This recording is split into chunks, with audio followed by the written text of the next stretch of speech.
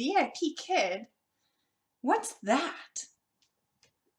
Hey there, everybody. My name is Teacher Sarah. S-A-R-A. Sarah. Teacher Sarah. Nice to meet you. And today I am going to be talking to you about my journey to be a VIPkid teacher. Now, if you've watched anyone else's videos and done any research, you'll probably know that everybody's journey is a little bit different. So I want to give you my version so you can get another chance to see what your journey could be like. So who does VIPkid hire? What are they looking for? For me personally, I had experience as a brick and mortar teacher. I had previously been a high school English teacher. I only taught for 1 year, and that was 10 years ago. Since then, I had been in a totally different industry working as an account manager. I now have 2 small children and was looking to stay home. So I made the decision back in October, it's now February, I made the decision back in October that I was going to stay home. I wasn't going to try to make any income on the side or pursue anything else. I wanted to be able to focus on my children. However, this opportunity fell into my lap. It was only a few weeks before I got restless as a stay-at-home mom. Even though I was very happy with my decision and felt I had made the correct decision, I was really missing the camaraderie of my coworkers, as well as feeling like I was contributing financially to my family. So I had been looking online for various ways to maybe create some stream of passive income for my family.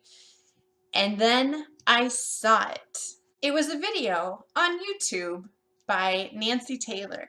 If you're watching my video, you may have stumbled across some of Nancy's videos as well. She has a prolific output of really good videos on ESL and VIPkid, so I definitely suggest checking her out. But that was what first tipped me off to VIPkid, and I will admit, the first time I watched one of her videos, I thought, no way, this is too good to be true. This can't possibly be a real thing. Surely it's a pyramid scheme or just a big lie. So I went on a journey to educate myself on what this business was and to see if I really felt like I would be a good fit for the company. My first step was YouTube. To be quite honest, I have used the YouTube platform for some other things in my past and was very comfortable navigating through it and searching for videos. So I was able to find a lot of different teachers and a lot of videos and helpful hints. And so I want to make sure to do the same for you. So I watched a lot of videos, educated myself on the process and the different experiences that each teacher had in the hiring process. And then I did just some general Googling about the company to see what I could find. And what I found amazed me. So the very first piece of legitimate information that I stumbled upon was on Forbes. So if you go to the Forbes site, Forbes.com, that's Forbes.com, and Google something like, or not Google, but in their search box, enter something like best work from home or best remote work jobs. In 2017, VIPkid ranked number 5 as best company to work remotely. In 2018, VIPkid ranked number 1. Number 1. So not only did that show me that this was a reliable, legitimate way to make money from home, but this company was growing and improving their rank as being a top work from home company. So once I saw that on Forbes.com, I was all in. I wanted to figure out how I could be a part of this amazing company. I did a little more research and figured out there were multiple companies like VIPkid where you could be an ESL teacher online from home, but I wanted to make sure I picked the company that was correct for me and for my situation. So I ended up, after a lot of research, selecting VIPkid. And my number 1 reason for that is because VIPkid offers the most flexibility with your schedule. As a mother with 2 young children, I wanted to be able to set my schedule on a daily basis, and VIPkid allows me that total flexibility that none of the other companies offered. I watched that first video from Nancy Taylor. It was just before Christmas. I needed a few more weeks of my own research to feel comfortable, and then I decided to take the plunge about 2 weeks later. So we were about 1 week into January when I said, this is it, I'm going to go for it. But I had some things to knock off my checklist before I could apply. Number one, I needed to make sure that my technology met the VIPkid technology requirements. So I made sure that my laptop had the correct software operating systems that could operate their platform, and I made sure that I had an external webcam. Now I did have a webcam built into my laptop, but I wasn't happy with the quality. With just a $20 purchase from my local Office Depot, I purchased a Logitech 270, and the quality was so much better than my built-in laptop, so that was taken care of. The next step was to purchase a professional headset. So I did have earbuds with a microphone, and my laptop had built-in sound, but the VIP community really urges you to get a professional headset. It just allows you to look the part of the teacher, and it gives you better sound quality. I purchased mine at Target for $26. The next thing I needed was some sort of room within my house that looked educational enough to pass as a classroom. Now, most of the teachers on the VIPkid platform do not have a full room in their home that they can dedicate to a classroom, so you have to get creative. This is actually a corner within our spare bedroom, and I'll have a separate video linked down below where you can actually give a tour of my classroom. I'll kind of show you the props I use as well as where it's located in my room. So I needed some kind of a background. I hit up the Dollar Tree and got this beautiful map for just $1.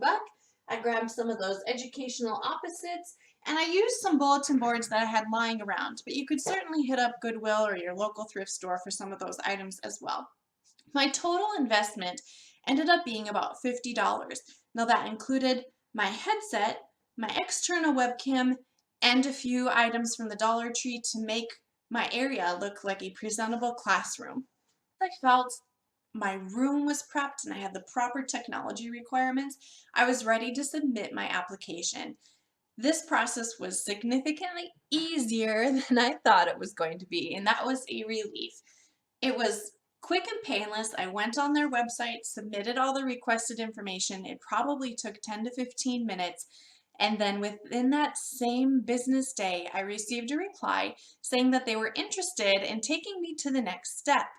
After getting the email saying I had passed the interview process and they were ready to do a demo, I had a brief moment of celebration followed by a moment of panic. I wasn't ready. How did this work? I didn't know what my next step was. I didn't know how to prepare. So I again went back to YouTube and watched a few videos, and once I felt comfortable, I was able to schedule my demo. So the demo is a live one-on-one interview with somebody over at the Chinese office. My person that I interviewed with was a Chinese woman with English as her second language. So there was a little bit of a language barrier. She did speak English well, but I still had to kind of strain to follow her instructions.